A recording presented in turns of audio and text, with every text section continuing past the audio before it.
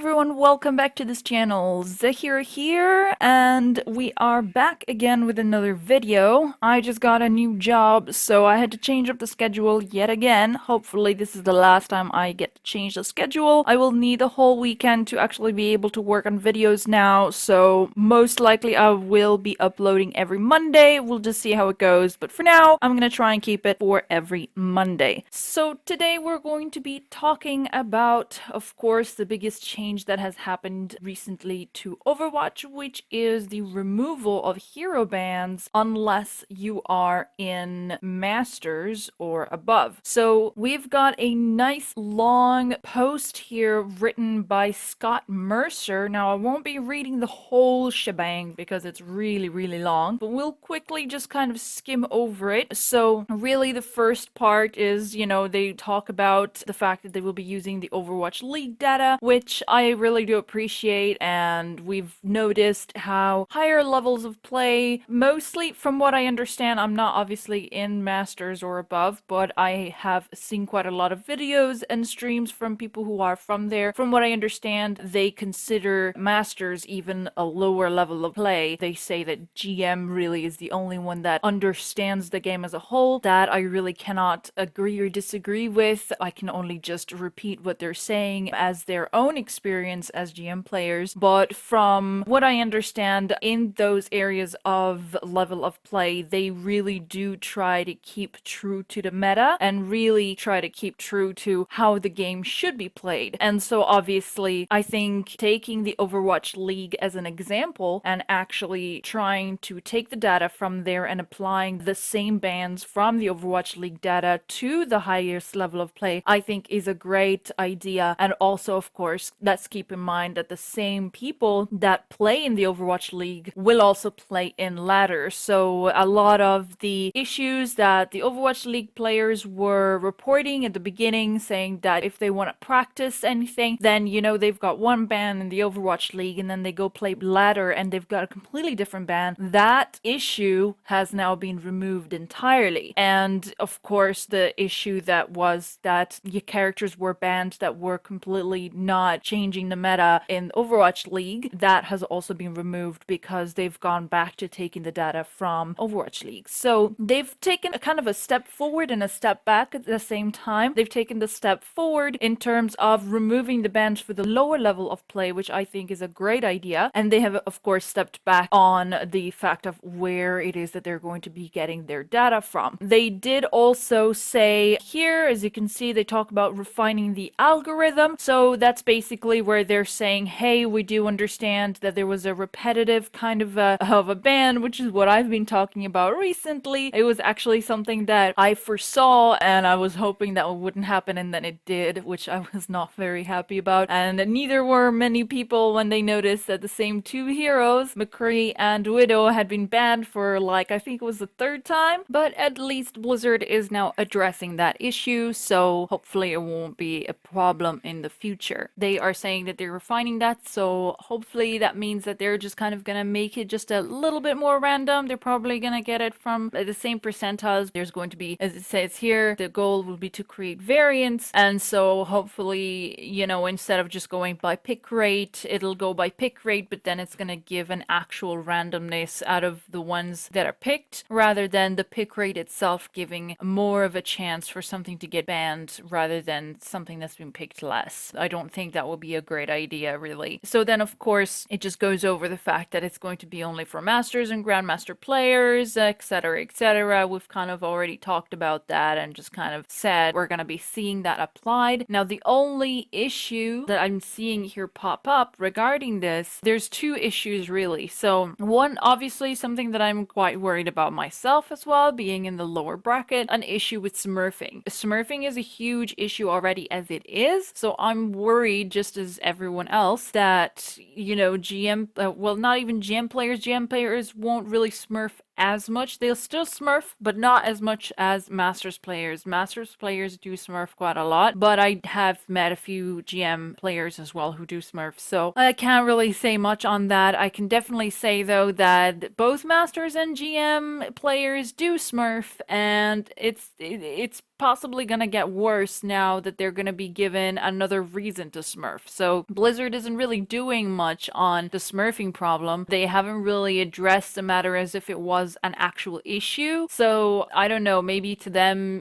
these guys are buying a new account, they're not cheating. So, well, I mean, I would see it as cheating really, because they're cheating the system. They're making it look like they're not in a rank by throwing or by purposely missing shots and like pretending to be bad at the game or trolling and whatever. So technically, for me, I would consider it a cheat, but you know what I'm saying. Like, they're not using cheats like aimbots and such. So it's not something that is bannable per se, because it's not going against the whole terms and conditions and whatnot. But I mean, at the end of the day, they are cheating the ranked system, and they're playing in a ranked system that doesn't belong to them. They are ruining people's games by playing there. When it's people who have genuine friends, say for example, I've got some friends who started in gold with me and now they're plat on everything, and I can see them getting better and better. One of them went into diamond. So like, I can understand if you were friends with some people that were a certain rank and you still want to play with them, but you don't want to ruin your rank. Okay, you want to create a Smurf account for that. It's still not that nice, but it's understandable the reason why. You're not going to be throwing games. That account is eventually going to be better because you're still going to be there to win the games. So that account will eventually reach the rank that it's supposed to be, but at least it's not going to ruin people's games entirely because you're not that much higher of a rank. But Masters is pretty high. So even if it was Diamond players, from what I understand, Diamond players can tell when Masters are there and when Grandmasters are playing there. And they're saying that it's a huge difference already as it is. And I've seen GM guys play in my games and I'm gold and it's god awful. I mean, they just spawn camping you. You're not learning anything. I have seen people say, oh yeah, well, I learn a lot with Smurfs. I don't mind Smurfs because I can learn a lot by playing with Smurfs and you can learn a lot by playing with Smurfs. No, you don't. As I saw a comment here in the forum thread, it was really good. It was someone saying that you're not learning anything if you're just insta-killed just by stepping out of the spawn. And that's 100% correct. You're not learning anything. If someone is just spawn camping you right outside your spawn and you were just walking out and you're dead, you're not even playing the game. That's actually griefing. In some games, it's referred to as griefing, and that's a reportable offense. That's something that you can actually get banned for. And in Overwatch, you can just freely do that and you don't get banned. From what I understand, they don't really ban Smurf accounts. Like, I know plenty of Smurfs that said that they have never been banned ever. And they are open Smurfs. They will openly tell people that they're Smurfs. There are so many people that openly admit they're Smurfing because they know that there's no consequence. Even if you report them for cheating and you type that they're a Smurf,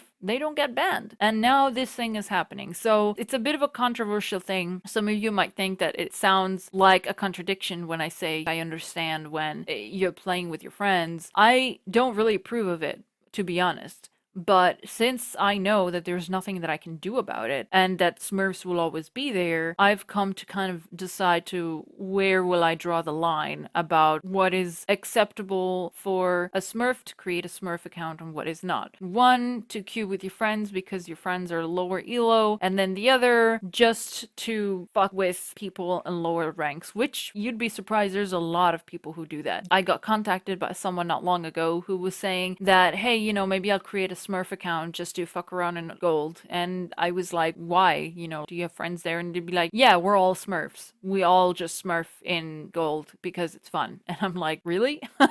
It's fun to fuck with people's games? Like, really? So people like that I don't approve of at all. And people who create a Smurf account to queue with their friends, I still don't approve of it, but I tolerate it because I understand that that can be a thing that they might want to do. So it's something that is it's not really a gray area for me. It's more of solid colors, but one is a solid color I can look at and the other is a solid color that I can't stand and I will absolutely refuse to look at. But it's something that now the guys who are Smurfing, they're going to be given another reason to do it because, hey, they can't play the character that they love in competitive. They want to play it. They don't want to ruin their rank, and it's understandable. And so what do? They play it there. Now, what I'm hoping is that they'll do what I I did every time that a character I use get banned, which is just go to quick play, and I would dedicate that whole week, instead of playing the character that I loved, I dedicated that whole week in quick play instead of competitive to learn the characters that I would technically be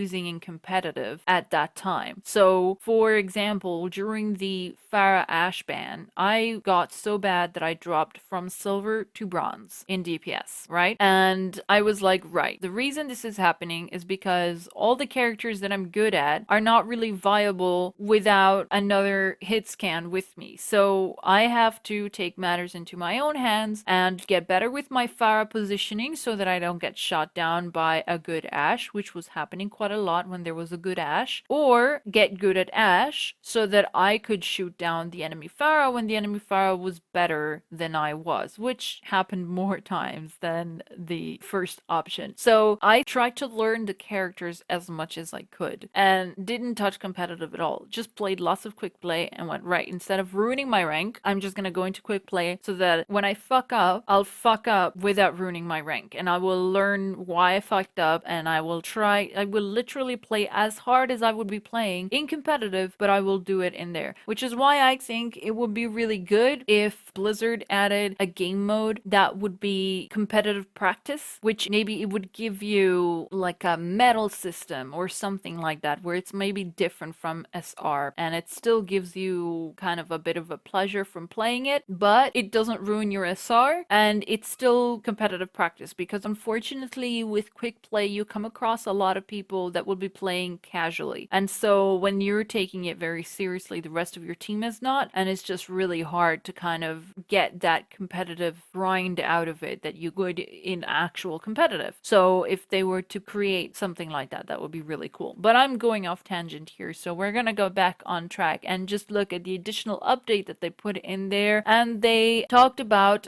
the very last one, what constitutes as a Masters or Grandmasters match. So let me answer that to you all. He says, when hero pools come back, they will be active in your match if the average SR amongst all players is greater or equal to 3,500 SR. So if you're at 3,495, you could be in a match with hero pools if other players in a match have a higher SR rate than the average above 3,500. So obviously we're gonna take into account, now there were some people who are saying things like, oh, what if our average is below 3,500 and their average is above? Are they gonna have bans? Are we not gonna have bans? I highly doubt that Blizzard would make such an unfair game. The whole reason as to why they said that they would release all the Overwatch 2 stuff into the Overwatch 1 game was because they wanted fairness with everyone, and the whole reason that they're going to update the HUD for Overwatch 1 with the same HUD as the Overwatch 2 is for the exact same thing. So I highly doubt that they're going to go, hey guys, you know, one team is going to be below 3,500 and the other team's going to be above. There you go. Let's have a match. One team can have all the characters they want and the other team has bans. I highly doubt that's going to happen. So obviously they are going to set some kind of programming in place where the average teams are gonna both have to be above or below that number. So other than that, that's really it for today. It wasn't much to cover, but it was pretty important, and thank you very much for watching. If you did enjoy the video, do subscribe and do press the bell icon and like the video if you liked it, etc, etc, you know, that usual stuff. And if I will find some other news, you will hear about them next week. I hope you have a lovely rest of your day. Bye!